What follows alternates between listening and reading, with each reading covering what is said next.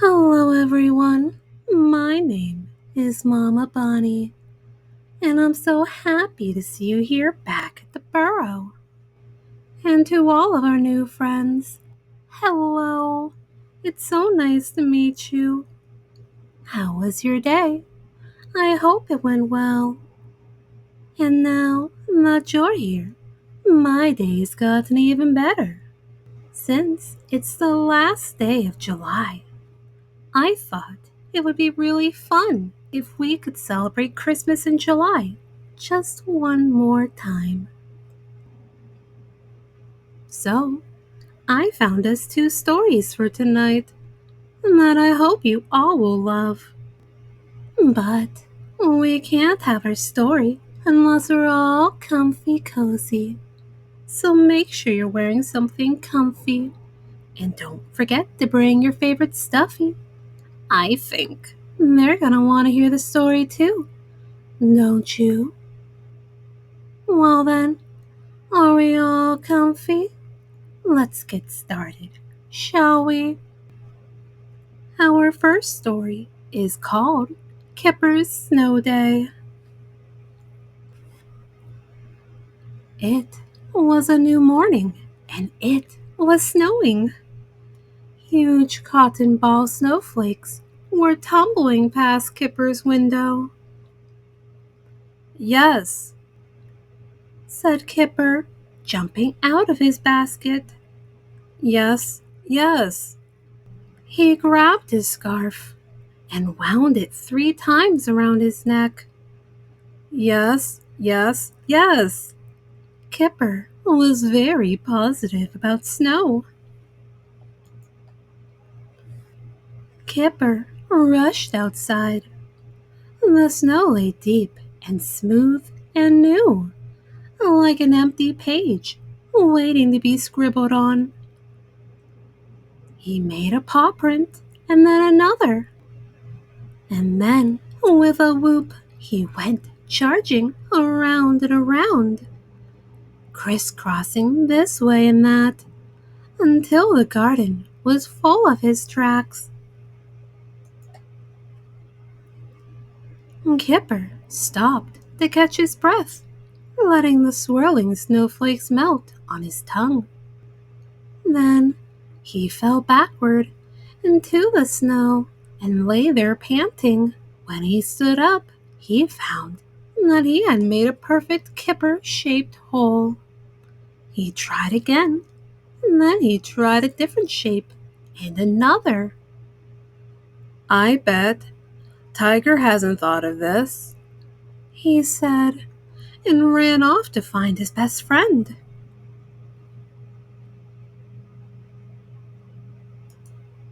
Kipper found Tiger at the top of Big Hill. He was wrapped up in a fat bundle of silly woolly clothes. Kipper plopped a friendly snowball on top of his head. Hello, said Tiger. Tiger pointed up at the sky. A watery sun was seeping through the gray clouds. It won't last, he said. It'll all be gone by tomorrow. There's a warm wind coming. Tiger was like that. He knew about things. But this was not at all what Kipper wanted to hear, so he started throwing snowballs at his friend. Tiger was very easy to hit because the silly woolly clothes were wrapped so tightly around him that he could hardly move. And his own snowballs stuck like little pom-poms to the silly woolly gloves. Look at my new game, said Kipper, falling backward into the snow. You get up very carefully, and there you are. And there he was, or at least the shape of him. Tiger stretched out his arms and fell backward with a soft, woolly crump. But when he tried to get up, he could not. He was too round. He just lay there, waving his arms and legs like a beetle on its back. Tiger heaved himself over onto his tummy, but rolled too far and found himself on his back again. He tried again. The same thing happened. Snow began to stick in thick lumps to the silly woolly clothes. Crossly, he heaved himself over once more. This time, he rolled over twice, 3 times, 4 times. Slowly at first, and then a little faster, and then a lot faster, and then very fast indeed. Tiger rolled down the hill, and as he went, the silly woolly clothes picked up more and more snow, so that by the time he had reached the bottom, he had changed from a small dog into a giant snowball. The giant snowball fell to pieces. Kipper charged down the hill. Are, are you all right, Tiger? He panted. Tiger pulled off his silly woolly hat. A big grin spread across his face. Again, he said. So that is what they did all day long, taking turns to wear the silly woolly clothes. By the time the sun began to dip towards the hill, making their shadows long and skinny, Kipper and Tiger had rolled enough snow to the bottom to build a giant snow dog. It'll be gone by tomorrow, said Tiger. There's a warm wind coming.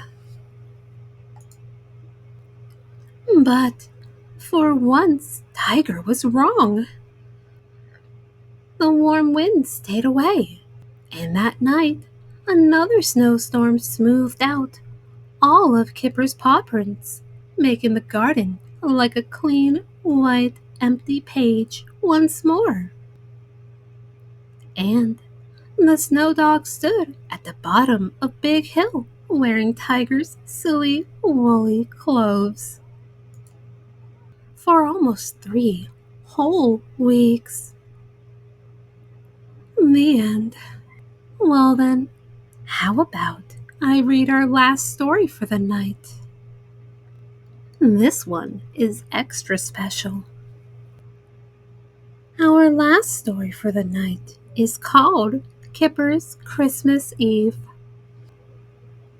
Which is best? Said Kipper to himself.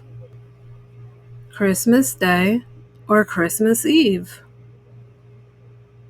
He reached the top of Big Hill and stopped. Presents or expecting presents? And then, because he was too excited to decide, he just whooped and went charging down the slope towards the woods. It was Christmas Eve, and he was looking for a Christmas tree to take home. In the middle of the woods was a little fir tree. That's the one, said Kipper. He dug away the snow with his shovel. Then he grabbed the tree and pulled. It wouldn't budge. He pushed it, shook it, twisted, and lifted it. Then he looped his scarf around it and pulled and pulled and pulled until it did. I wonder what Santa Claus will bring me, thought Kipper as he dragged the tree home. This year, like every year, Kipper couldn't think of what sort of present he would like. I expect I'll know what I want when I see what it is, said Kipper. He was still thinking about presents when he saw a pig and his little cousin Arnold coming over the hill. "Hello, Kipper. Said Pig. Do you want a hand with that?" Pig tied his own scarf to the fir tree, and together they pulled it up the slope, while Arnold toddled along behind, sucking his thumb. He was pointing at something in the tree, but Kipper and Pig were too busy talking about presents to notice. At Kipper's house, they stood the tree in a bucket.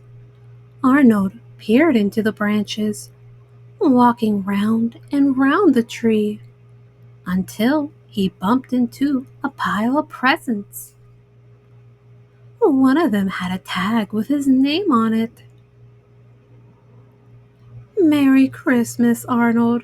Love, Kipper," it said. "You mustn't open that until tomorrow," said Pig, but he already had. Kipper's present to Arnold was a reindeer hat. "The red nose lights up," said Kipper enthusiastically, "and it flashes too." But then his face fell. He had forgotten to buy the batteries. Arnold didn't mind. He loved his hat, even without its battery-operated flashing red nose. "That reminds me," said Pig. "I haven't wrapped your present yet."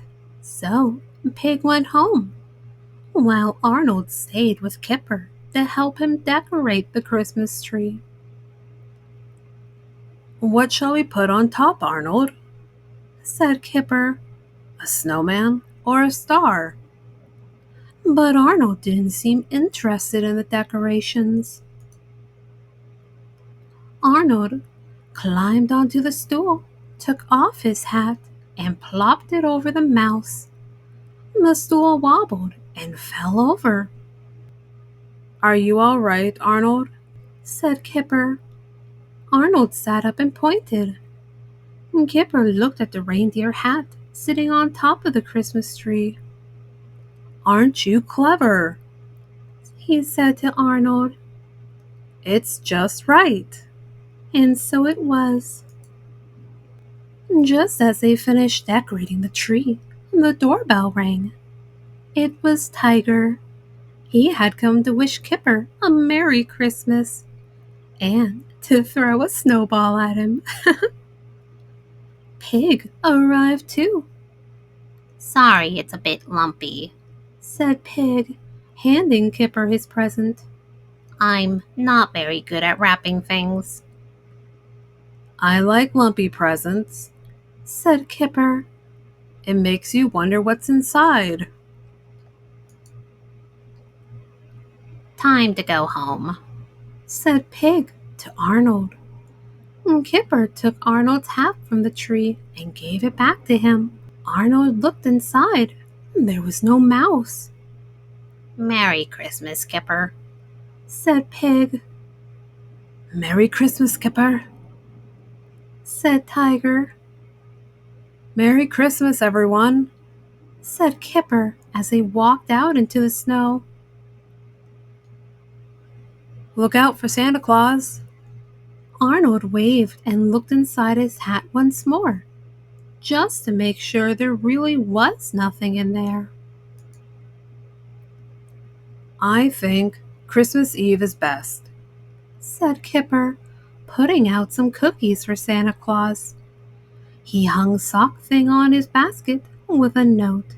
"To Santa Claus, anything please. Thank you. Love, Kipper."